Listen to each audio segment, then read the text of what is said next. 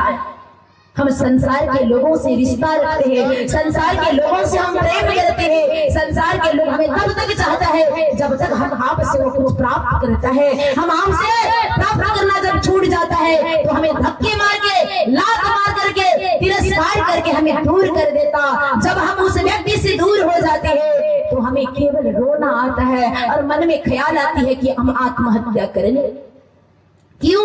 क्योंकि संसार से प्रेम किया, संसार के लोगों ने आपको ठोकर दिया, आज आप रो रहे हो और आपके मन में गलत गलत विचार उत्पन्न हो रहा है। तब आप भगवान को दोष देते हो, भगवान को क्यों दुख दिया? अरे भगवान के पास दुख ही नहीं है। भगवान सच्चिदानंद स्वरूप है, क्योंकि सच्चिदानंद रूपाय विश्वपत्तादि हेतवे तापत्रय विनाशाय श्री कृष्णाय वयं नमः कृष्णाय वासुदेवाय हरे परमात्मने प्रणत क्लेशनाशाय गोविंदाय नमो नमः। वो सच्चिदानंद स्वरूप है, आनंद के स्वरूप। इस पांचों भाई पांडव को राजपाट सौंप कर सभी से विदा लेकर माँ कुंती के पास गए। बोले बुआ मुझे आज्ञा दो, मुझे द्वारिका जाना है। तो कुंती रोने लगी। द्वारिकाधीश ने कहा बुआ क्यों रो रही हो? कोई चीज की कमी है तो मांग लेना। कुंती कहती नाथ, हे मेरे प्रभु, हे मेरे भगवान, मुझे देना आप चाहते हो तो मुझे दुख दे दो। द्वारिकाधीश ने कहा कब से मैं भगवान हो गया? बोले मैं जानती हूँ तू भगवान है, भले मेरे भैया वसुदेव के तू पुत्र है, मुझे पता है तू सच्चिदानंद प्रभु परमात्मा है, इसीलिए मुझे देना चाहते हो तो मुझे दुख दे दो, दुख दे दो द्वारिकाधीश, मुझे दुख दे दो। द्वारिकाधीश मुस्कुराने लगे, कहा बुआ ये क्या कह रही है? तूने जो जीवन में दुख पाया वो कम दुख था क्या? अरे कुमारी में तू माँ बन गई, अपने कोख के संतान को समाज से बचाने के लिए तूने बहता हुआ नदी में फेंक दिया, किनको? कर्ण को। शादी हुआ बुआ, पति सुख को तूने प्राप्त न कर पाई क्योंकि पांडव को श्राप था, स्त्री का स्पर्श करता तो मर जाता। तूने पति सुख भी नहीं पाया, जब पति सुख भी तूने प्राप्त न कर सका और जब तुझे संतान की जरूरत थी तो तूने देवताओं से प्राप्त किया। जब तेरे बच्चे छोटे छोटे थे तो पति का साया उठ गया, ये कम दुख था तेरे जीवन में? तो राजपाट संभाल नहीं पाई, तूने धृतराष्ट्र को दे दिया धरोहर में कि चलाओ जब मेरे बच्चे बड़े हो जाएंगे मुझे वापस कर देना। जब तेरे बच्चे बड़े हो गए तो अपने ही राजपाट मांगने को गई तो तेरे सामने युद्ध की चुनौती रख दिया गया, ये कम दुख था?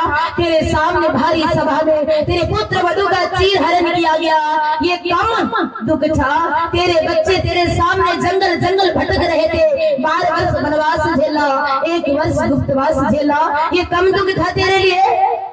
तेरे सामने तेरे वीर पुत्र कर्ण मारा गया, सबसे अधिक तू प्रेम करती थी कर्ण से, ये तुम्हारे लिए कम दुख था जो आज दुख मांग रही हो?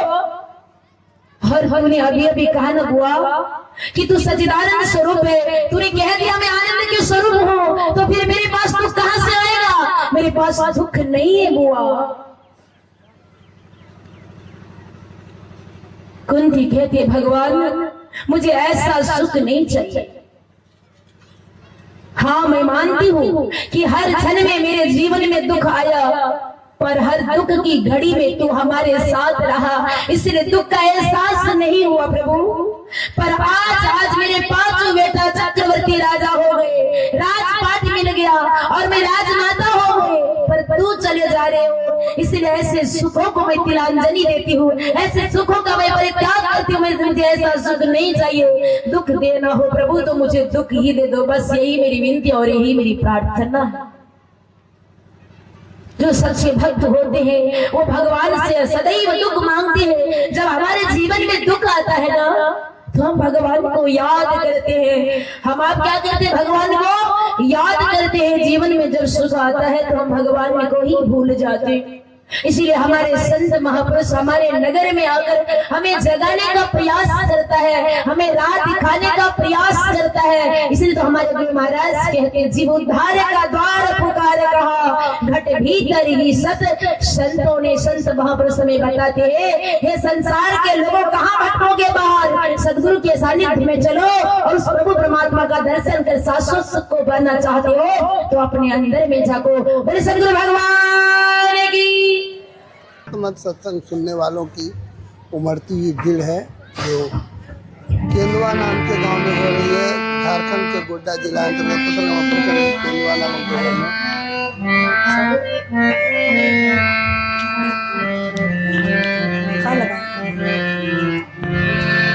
बोलिए सद्गुरुदेव महाराज का कार्य करते हैं, पर हम आप मरने को तैयार हो जाते हैं, मिटने को तैयार हो जाते हैं, पर संतों के राह पे चलने को हम तैयार नहीं।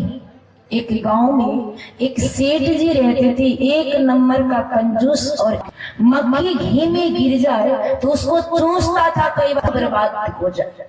ऐसे मक्खी चूस कंजूस व्यक्ति गंगा स्नान करने के लिए बरारी घाट पहुंचा। जब घाट में गया तो नहाने के लिए चाहा तो वहां पंडित लोग, जिस घाट में पैसा नहीं लगेगा उस घाटा सोचा चलो भाई अब घाट में, वहां जाकर के वो स्नान जब करने लगे तो प्रभु परमात्मा महात्मा जी ने कहा अरे इस घाट में भी पैसा लगेगा। सेठ ने बोला कौन लेगा? महात्मा जी ने बोला मैं लूंगा। सेठ ने बोला नहीं दूंगा। महात्मा जी ने बोला सोच ले, पानी में उतर के मुंडा मचा के मार दूंगा, चिल्लाओगे कोई नहीं सुनेगा। सेठ इधर उधर ताकने झांकने लगा, कोई दिखाई नहीं दिया। सेठ समझ गया ये महात्मा जी है, ये बेसुरा है, कभी भी पानी में उतर के मार सकता है। शेठ जी डर के मारे कहा अच्छा कोई बात नहीं बाबा जी दूंगा दूंगा। बाबा जी ने कहा कितना दोगे? सेठ ने कहा 5 रुपया दूंगा, पर आज नहीं दूंगा। बोले कब दोगे? बोले आज। इतना कह करके महात्मा जी निकल गए।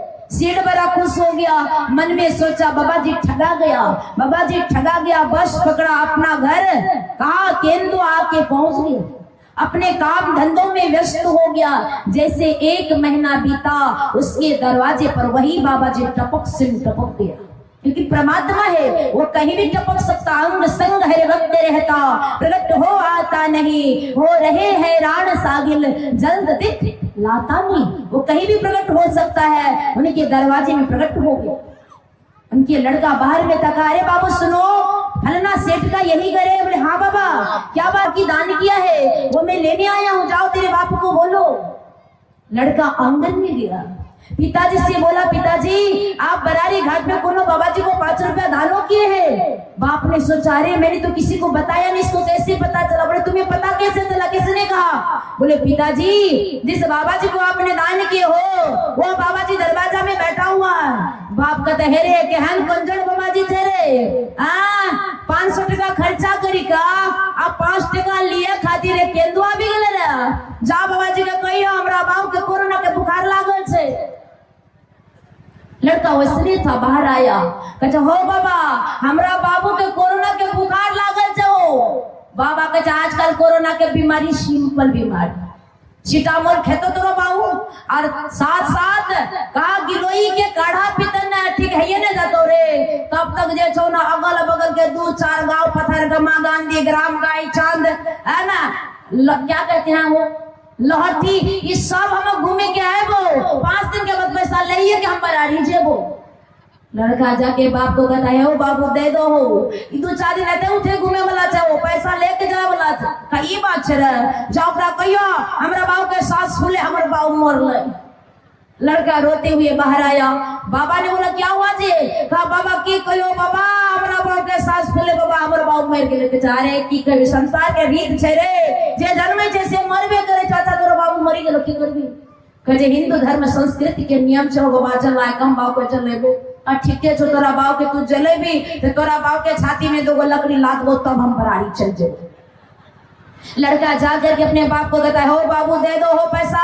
बाबा जी तोरा जला दे तो बोला कोनो बात नहीं बेटा बना छतरी हम ओकरा पैसा दिए बोला नहीं छे। बस लड़का ने छतरी तैयार किया, बाप को सुलाया, ले गया शमशान घाट, चिता रचाया, चिता में बाप को सुलाया।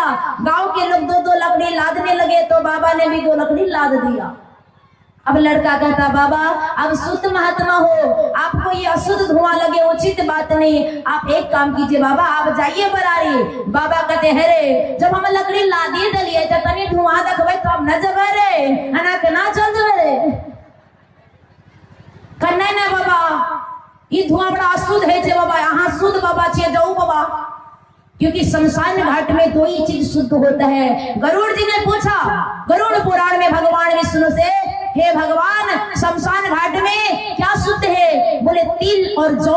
बोले कैसे? बोले धरती की पहली अनाज है शाकंभरी देवी, जौ इसीलिए वो शुद्ध है। और दूसरा है तिल, मेरे पसीना से निकला, भगवान विष्णु के पसीना से बना हुआ तिल हम ठंड में खाते हैं, मकर संक्रांति में खाते हैं ताकि हमारे शरीर में गर्मी आ जाए।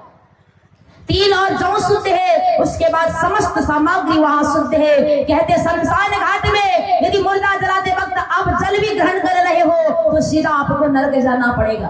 पहले लोग 4 घंटा बैठ के मुर्दा जलाते थे भैया, भूखे प्यासे जला करके नहा धो के आते थे, फिर अग्नि को छूते थे, तब भोजन ग्रहण करते थे। आज के लोगों को देखेगा मुर्दा बाद में पहुंचता है, पर पानी का बोतल, पेप्सी, कोको कोला, चाव चाव, बिस्कुट, भुजिया, समोसा पहले वह शमशान घाट में पहुंच जाता है। इसीलिए आज हमारे समाज के लोगों को आसुरी वृत्ति आ गया, राक्षसी प्रवृत्ति आ गया, धर्म संस्कृति को भूल गया। इसीलिए लोग अधर्म की राह को पकड़ लिया, धर्म को भूल गए। लड़का ने कहा बाबा शुद्ध बाबा हो आप जाइए ना। बाबा का चाह मत जाओ, तक धुआं नहीं देखो तब तक जाए वाला नहीं छोड़ो। लड़का कान में जाके बाप को कहता हो बाप दे दो ना हो, थोड़ा जला दे दो बाबा जाइए। बाप का जला दे, हम अपना पैसा नहीं दे। बेटा ने लगाया केस दरे 10 घास रे पड़ पड़ पड़ पड़ प्लास्टिक की तरह बाल जलने लगा। महात्मा जी को दया आ गई, महात्मा सामने गए, कहा ओ सेठ जी मैं आपसे 1 रुपया भी नहीं लूंगा, जिंदा को क्यों जला रहे हो? सेठ जी चिता से कूद गया। महात्मा जी बरारी के तरफ चलते बना, सेठ अपने गांव में आके कहता देख ले हमरा रा देखलिए हम बीमार पड़लिए रे, हम चचरी पर चढ़लिए, चिता पर सोतलिए, तनी मनी जललिए, हम बाबा जी के 1 टका दान करलिए नहीं कर लिए। यह हाल हम आपका मरने को तैयार, मिटने को तैयार, पर संत महापुरुषों की सानिध्य में अपने जीवन को हम समर्पित करने के लिए तैयार नहीं। इसीलिए तो हमारे संत महापुरुष कहते हैं संसार के लोगों बड़े अभागे हो, यदि भगवान बनना चाहते हो तो चेतो, नहीं चेतोगे तो क्या बनोगे? चेत रे नर चेत रे, अब भी मन में चेत रे, ना चेतब तो मर के हो जाए भैया भूत और प्रेत रे। नहीं चेतोगे मरोगे, भूत और प्रेत योनि में चले जाओगे, फिर कहाँ रहोगे? भूत प्रेत बनोगे तो ऐसे सुनसान जगह में, ऐसे शमशान घाट में, ऐसे बंजर भवन में जहाँ कोई नहीं रहता है, जहाँ किसी का आना जाना नहीं होता, कैसे उद्धार होगी? हाँ वह संत महापुरुष पहुंच गए, वहां सत्संग हो गया, सदगुरु की कृपा बरस गई, तो आप हो सकते बीच में प्रेत योनि से छूट जाए। पर ऐसा नहीं हुआ तब क्या करोगे भैया? विचार करोगे। इसीलिए हमारे संत महापुरुष कहते हैं हे संसार के लोगों, ये देव दुर्लभ जीवन हमें प्राप्त हुआ है और इस देव दुर्लभ जीवन को यूं ही बर्बाद मत करो। इसकी कीमत को समझो, इसकी मोल को समझो। ये बड़ा अनमोल जीवन हमें प्रभु परमात्मा ने उपहार में प्रदान किया है, पर हम इसे क्या करते हैं? विषयों के पीछे बेरथ कर दिया, विषयों के पीछे बर्बाद करने में लग गए। भगवान का भजन करने के लिए कहा जाए कि हमारे पास समय नहीं है, बहुत काम है भैया, लाख काम रहता है आपको। जब आपको भूख लगता है तो सारे काम छोड़ के क्या करते हो? भोजन करते हो। लाख काम रहता है, शरीर जब गंदा हो जाता है तो सारे काम को छोड़ के क्या करते हो? स्नान करते हो। लाख काम रहता है, जब आपको नींद आती है तो सारे काम को छोड़ के आप सो जाते हो। जब सोने के लिए, खाने के लिए और क्या नहाने के लिए वक्त निकाल सकते हो भैया आप, तो क्या आप भगवान का भजन करने के लिए वक्त नहीं निकाल सकते? निकाल सकते हो, पर समय को क्या कर रहे हो? बोले ताला टोली में दिन रीता एक नहीं युग, अरे बहुतों बीता जब खबर नहीं पल का, भरोसा क्या कल का। जब पल भर भी आपके पास ठिकाना नहीं तो कल के भरोसे समय को टाल मटोल करते क्यों? जो कल करना सो आज कर, जो आज करना सो अब, पल में प्रलय होएगा, बहुरी करेगा कब कब प्रलय हो जाए ठिकाने नहीं भैया। इसीलिए कल के भरोसे समय को हम टाल मटोल न करें। कब हमारे सामने मौत की बुलावा आ जाए, कब हम मौत के घाट उतर जाए, बड़े बड़े स्वप्न देखते हैं, निकलते हैं हम आप भागलपुर कि जाते आज बहुत बड़ा काम करके लौटेंगे, रास्ते में हम एक्सीडेंट करते हैं, राम नाम सत्य हो जाता हम आपका। सपना लेके निकले थे, कोई जानता था? लोग कहते अरे आज नहीं जाता तो नहीं मरता, क्यों नहीं मरता? जब मौत आती है तो बुद्धि भ्रष्ट हो जाती है, बुद्धि मारी जाती है और जाना ही पड़ता है। कहते ना जिंदगी ये किराए का घर है, एक न एक दिन निकलना पड़ेगा। मौत जब तुमको आवाज देगी घर से बाहर निकलना पड़ेगा। जिस दिन मौत की बुलावा आएगा भैया, सारे रिश्तेदार बैठे खड़े रह जाएंगे, ताकते झाँकते रह जाएंगे, आपका आत्मा किधर से निकल जाएगी, आपके परिजन देखते रह जाएंगे पर कोई पकड़ नहीं पाएगी। इसीलिए हमारे संत महापुरुष कहते हैं ये जिंदगी किराए का घर है, एक न एक दिन निकलना पड़ेगा। मौत जब तुमको आवाज देगी घर से बाहर निकलना पड़ेगा। शाम के बाद होता सवेरा, कभी दिन निकलता सुनहरा, फूलों पे पाव रखने के पहले अरे भैया तुमको कांटों पर चलना पड़ेगा। बड़े शंकर भगवान की जागत है सो पावत है, उठ जागो उठ जागो उठ जागो जल्दी भोर भाई, अब रहन कहा जो सोबत है, उठ जागो जल्दी भोर भाई, अब रहन कहा जो सोबत है। सोने का वक्त नहीं है, जागने का वक्त है, भगवान का भजन करने का वक्त है। इसीलिए हम आप जितना हो सके जल्द से जल्द संतों के सानिध्य से जुड़ने का प्रयास करें और ये मानव सत्ता की सार्थकता को हम समझे। ये देव दुर्लभ जीवन है, देवता भी इस शरीर को पाने के लिए तरसते हैं। प्रभु ने मानुष जन्म तुमको